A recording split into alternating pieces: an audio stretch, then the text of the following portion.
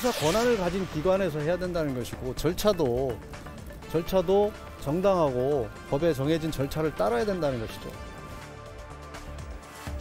공수처에 수사 권한이 없다며 철저히 무시해온 윤석열 대통령입니다. 공수처도 이런 국면이 길어지는 게 효율적이지 않다며 사건을 검찰에 넘기기로 했습니다.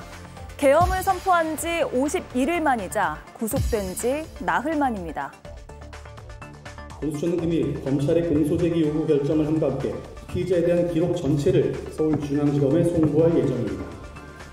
특히 조사를 회피하고 있는 피의자에 대해 즉각적인 조사가 가능하도록 피의자 신문조서 초안과 영장 청구 관련 자료 등도 모두 수사보고서로 편철하여 검찰에 제공할 예정입니다.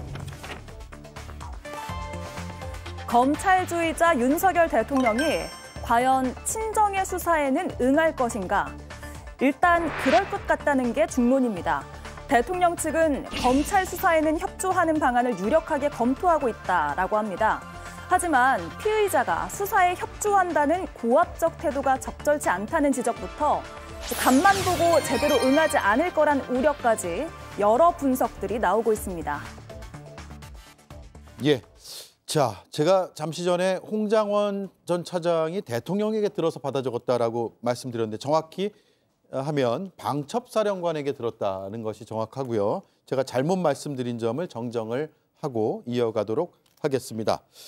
자, 일단 공수처가 검찰로 수사를 넘겼습니다. 내란 우두머리 혐의 및 직권남용 및 권리행사 방해 혐의를 적용해달라면서 공소제기를 요구를 했네요. 김희정 의원님. 예, 사실은 한 28일까지는 공수처가 수사를 하고 그다음에 이제 검찰 넘기면 2월 5일 정도에 기소하게 되지 않을까라는 이제 이 타임라인이 좀 정해졌었는데 도무지 공수처가 뭐 할 수 있는 게 없는 상황이 돼버렸잖아요. 네. 경호처가 계속 막으니까 사실은 아까 말씀드린 것처럼 안가, 그다음에 관저, 경호처 다 압수수색해서 증거를 확보하고 또 수사를 진행을 해야 되는데 그쪽은 다 경호처가 막아버리고 그다음에 이 피의자는 계속해서 수사를 거부하고 있고 강제 구인도 2차례 실패하고 그러니까 사실 속수무책인 상황이 돼버린 거죠.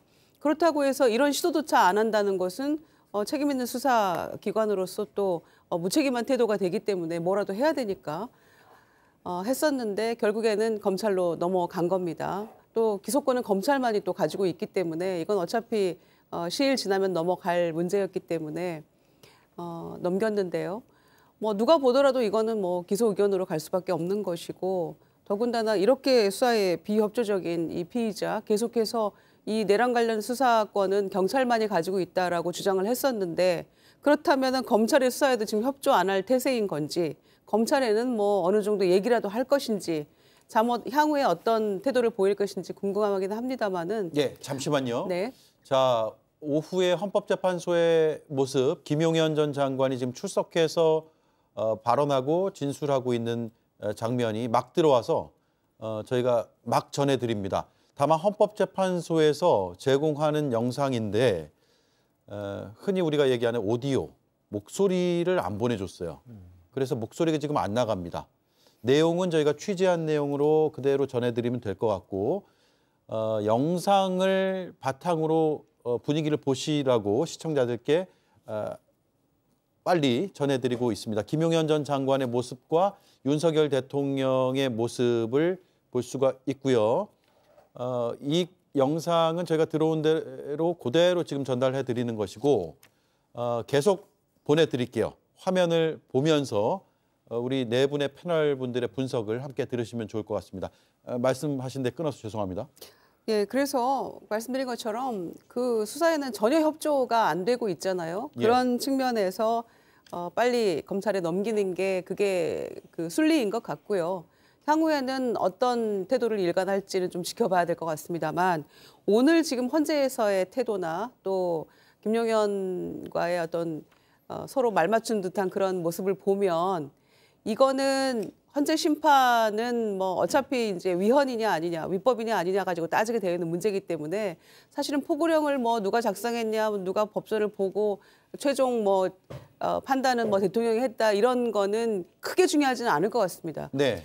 다만 이 형사재판에서 내란죄 가지고 다툼이 있을 때 오늘 그 작성한 여부에 따라서는 조금씩 달라질 수 있잖아요. 그래서 이 윤석열 피소추인에 대한 형사재판의 어떤 가이드라인을 제시하기 위한 그런 모종의 액션이 아닌가 저는 네. 그렇게 판단합니다. 네, 자 잠시만요. 김용현 전 장관의 발언 지금 계속 이어지고 있는데 조금 전 들어온 헌법재판소에서 들어온 헌법재판소 제공 영상입니다. 목소리는 제공하지 않았습니다. 그 이유는 정확히 지금 파악이 안 되고 있는데 내용은 저희가 전해드린 내용 그대로 저희 현장 취재 기자들이 취재한 내용이기 때문에 사실로 판단하시고 보시면 될 것 같습니다. 영상으로 분위기를 보시면 될 것 같은데 제가 김용남 의원께 네.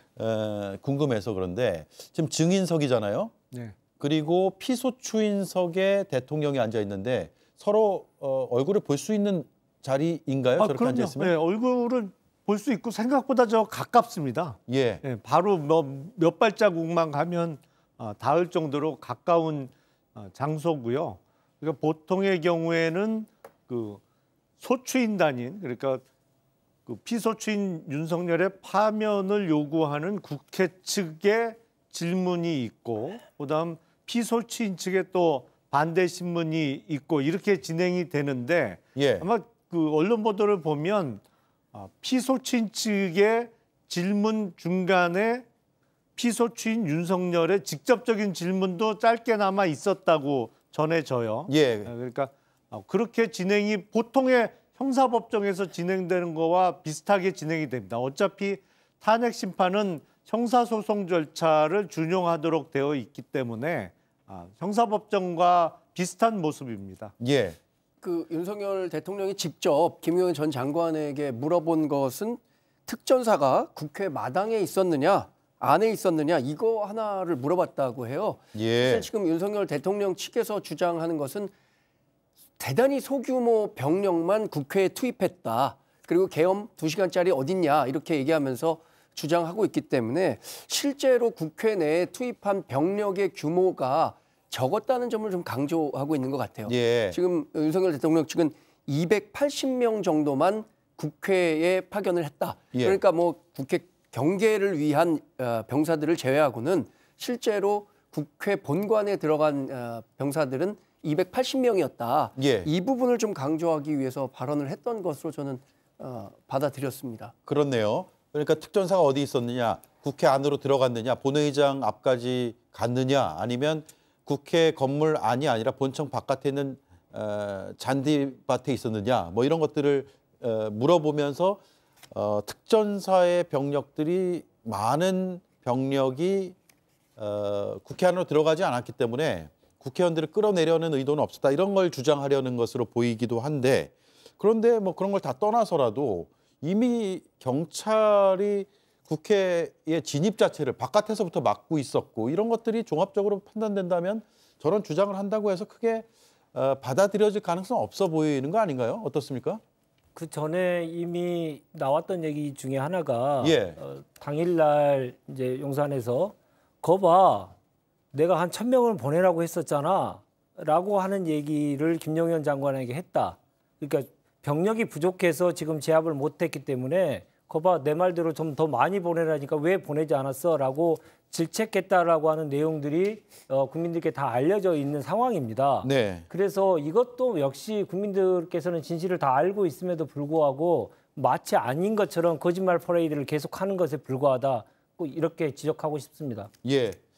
자, 헌법재판소에서 보내온 영상에 오디오, 목소리가 들어있지 않습니다. 그래서 이렇게밖에 전해드릴 수 없는 점을 시청자들께 양해를 부탁드리고요. 헌법재판소의 기술적인 문제인 것으로 판단이 되는데 역사적인 순간에 역사적인 이런 영상이 목소리가 누락돼서 전달된다는 것에 시청자들께는 제가 진행자로서 양해를 부탁을 드리겠습니다만 그 영상의 원본은 다시 한번 봐야 될 필요는 있을 것 같아요. 저게 설마 헌재에서 아예 녹음이 안 된 건 아니겠죠? 그건 정말 대형 사고죠. 예, 그러면 그렇다면. 지금 예. 그건 저도 판단이 안 됩니다. 왜냐하면 그 정보가 없어서요. 다만 헌법재판소에서는 목소리가 담겨 있는 영상도 있는 것으로 지금 저희 제작진이 저한테 막 알려왔고요. 그래서 추후에 제공을 하겠다. 지금은 제공이 안 된다라고 했으니까 그 녹음된 내용들이 어딘가에는 기록으로 남아 있을 겁니다. 그건 천만다행이네요. 아니 근데 대통령 그러니까 피소추인이 유일하게 물어본 질문이 하나가 예. 특전사 요원들이 이제 어디 있었냐, 국회마당에 있었냐, 뭐 들어갔냐, 뭐 이런 얘기였는데 아니 TV도 안 봅니까? 그날 밤 온 국민이 다 보고 전 세계가 다 생중계하고 있는 그 장면이었는데 질문 자체가 일단 어처구니가 없고요. 예. 두 번째는 몇 명이 들어간 게 뭐가 중요합니까? 그리고 그 정확하지도 않잖아요. 천 몇백 명이 다 국회 전체 외곽까지 포함해서 출동했고 실탄도 가지고 갔고 이런 것들이 다 이게 드러난 사실 아닙니까? 국회에 보고된 거 아닙니까? 국방부를 통해서. 그런데도 지금 저런 질문을 유리창 깨고 들어가라는 지시까지 한 사람이 어디 있었냐라고 저런 질문을 한다는 것 자체가 도무지 너무 황당하고요. 예. 그다음에 숫자가 그렇게 중요합니까? 그 현장 지휘관들 판단에는 그렇게 이제 닥달을 받았지만 이건 말이 안 된다. 이 비무장 민간인들을 상대로 이렇게 판단했던 것이고 네. 계엄군들의 그 증언이 초기에 나오지 않았습니까? 우리가 대테러 부대원들이고 사실 마음만 먹으면 10분이면 다 끝난다. 국회 다 점령했다. 그렇지만 할 수가 없었다라고 증언하지 않았습니까? 그런데 뭐 280명이요? 몇십 명만으로도 아마 충분히 가능했을 거라고 생각합니다. 그 거부를 하지 않았다면. 그런데 질문이라고 저런 질문을 하고 앉아있다는 게 정말 너무 한심하고요. 참 비참합니다. 지금 국민들 느끼시기에. 예. 지금 이제 또 현장에서 들어오는 소식들을 보면 윤석열 대통령과 대통령 측은 계엄 해제안이 통과가 됐기 때문에 국회 통제가 안 됐다라는 의미다라는 주장을 지금 하고 있고 또 야당에서 여러 예산을 삭감하고 또 탄핵소추안을 잇따라 발의하고 그래서 국회가 반대하는 것들 때문에 계엄령이라는 경고성 조치를 할 수밖에 없었다는 취지의 지금 주장을 계속 반복하고 있는 것 같아요. 현장에서 들어오고 있습니다. 그리고 비상입법기구는 국보위와 같은 개념이 아니다. 그러니까 50대의 그 국보위하고는 다르다라는 식의 지금 주장을 하고 있는 것으로 보이는데 헌법재판관들이 어떤 표정과 어떤 태도로 이걸 듣고 있을지는 참으로 궁금합니다. 계속해서 전해지는 대로 전해드리도록 하겠습니다. 자, 그리고 공범들의 공소장이 이미 검찰 수사 결과로 나와 있기 때문에 그 안에서 대통령이 많이 거론이 됐어요. 심지어 김용현 전 장관의 공소장에는 대통령이라는 표현이 141번이나 나온다고 확인이 됩니다. 그리고 이런 것들을 보면 대통령은 이미 검찰에서는 내란 우두머리 혐의가 있는 피의자라고 규정을 하고 있고 그래서 기소 가능성은 뭐 충분하다 못해 거의 100%에 가까운 거 아니냐 이렇게 예상해 볼 수가 있는데 지금 나와 있는 내용만으로도 공소장 작성이 가능할 거라고 보세요. 김용남 의원님 먼저 좀 얘기해 주시겠습니까? 이 사건은 공범들이 먼저 기소가 많이 됐죠. 예. 그러니까 김용현 전 장관을 비롯한 뭐 그 계엄군의 주요 사령관들, 특전사령관이나 수방사령관 등등이 이미 기소가 많이 됐는데 경찰 그 수뇌부를 포함해서요.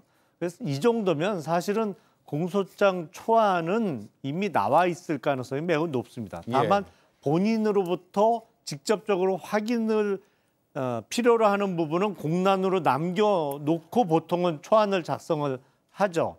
그래서 이제 사건이 공수처에서 검찰로 넘어갔기 때문에 제가 보기엔 적어도 한 번은 조사에 응할 겁니다.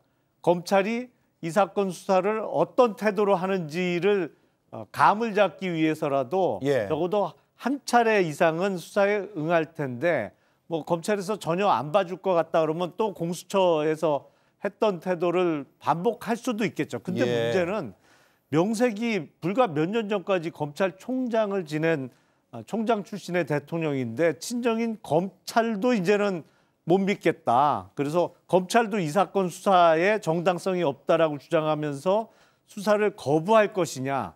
뭐 지금 헌재에서 하고 있는 태도를 봐서는 못할 거는 없어 보입니다만 더더욱 명분이 없어지는 거 아닌가. 아예 국가사법질서를 부정하는 태도로서 분명히 최종적인 헌재 탄핵 결정문에 그 사유의 하나로 인용될 거라고 저는 예상이 됩니다. 네, 한 차례 정도는 조사에 응할 가능성이 있다 이 말씀인데 검찰에서 방문 조사하거나 그러지는 않겠죠? 아니 저는 그 가능성도 있어요. 예, 그러니까 열려 있어요. 예. 그러니까 안 나온다고 한다면 방문을 해서라도 구치소에서 조사를 하는 방법이 그런 있다. 경우가 왕왕 있습니다. 예. 통상의 경우에는 소환을 해서 검찰청사에서 조사를 합니다만 그 서울구치소 같은 경우에도 조사를 할 수 있는 공간이 만들어져 있습니다. 조사실이. 그래서 그렇게 검사와 수사관이 서울구치소로 가서 거기서 이제 구속 피의자를 불러내서 조사하는 경우도 다른 사건도 왕왕 있거든요. 근데 아마도 그 가능성이 더 높지 않을까. 왜냐하면 이게 소환도 대단히 번거로워요. 이 아직 대통령 신분을 갖고 있다 보니까 서울구치소에서 서울중앙지검을 오려면 또 경호처 앞뒤 경호 차량도 많이 붙고 경호관들도 많이 동원이 되다 보니까 아예 편의성을 생각해서도 검사하고 수사관이 서울구치소의 그 조사 장소에 현장에 임해서 조사하는 것도 뭐 그 가능성이 오히려 더 높아 보입니다. 제 예상. 네, 검찰의 시간이 한 10여일 정도 이제 남았는데 이 수사와 관련해서 더 의견이 있으시면 한 말씀씩 듣고 넘어갈게요. 결국에는 이 수사와 기소와 관련한 논란이 굉장히 많았잖아요. 윤석열 대통령은 내란죄와 관련해서는 공수처는 명백하게 수사권이 없다. 결국에는 공수처 지금 빈손처로 이름 바꿔야 됩니다. 빌공자의 손수자로 바꿔서. 예. 공수처가 했던 것은 체포 대행을 했던 것밖에 없어요. 그러니까 이렇게 논란을 일으키면서까지 왜 공수처가 이 수사에 이렇게 집착했었는가. 이 부분과 관련해서는 뭐 여러 사람들이 공수처가 수사가 아니라 정치를 하고 있다라는 비판을 했는데 이런 비판에서 공수처가 자유로울 수 없었다라고 평가를 할 수 있고요. 결국에는 검찰이 기소할 겁니다. 왜냐하면 지금 군경지휘부 10명 모두 구속 기소가 된 상태고 구속영장이 다 발부가 됐기 때문에 객관적인 상황만 놓고 본다면 윤석열 대통령이 구속을 피하기가 좀 어려울 것 같아요. 구속 기소요? 네. 구속 기소되면 이제 구속이 되는 건데 그래서 결국에는 윤석열 대통령은 탄핵 재판에 집중하겠다고 했습니다. 그러니까 탄핵 재판에 집중하면서 본인의 방어권을 충분히 활용하려는 그 계획을 갖고 있지 않을까 생각합니다. 예. 계속 공수처가 수사권이 없다라고 하는 주장이 반복적으로 이루어지는 것 같아요. 지금 상황에서도 계속 그 얘기 나오는 건 대단히 좀 유감이라고 생각하는데요. 왜냐하면 공수처가 수사권이 없어 불법적인 수사를 했다면 2번에 걸친 체포영장 그리고 구속영장이 발부가 안 됐겠죠. 그 발부가 정당하게 이루어졌지 않습니까? 그 정당한 이루어지게 되는 사법체계를 부정하기 때문에 서부지법의 그런 폭동 사태가 벌어진 거 아니겠습니까? 그 소요 사태의 첫 시작이 공수처가 수사권이 없다라고 하는 주장에서부터 시작된 거잖아요. 예. 근데 그런 것에 그런 폭동 행위에 대해서 매우 부정적으로 얘기하면서 공수처 수사권이 없다는 얘기를 다시 또 반복하는 것은 언어 도단이다. 저는 그렇게 생각이 들고요. 예. 수사와 관련돼서 한 번쯤은 수사에 응할 것 같다. 검찰 수사에 응할 것 같다. 그래서 검찰의 기류를 떠보기 위해서 응할 것 같다. 이런 전망을 하시는 분들이 계시던데 저는 정반대로 생각합니다.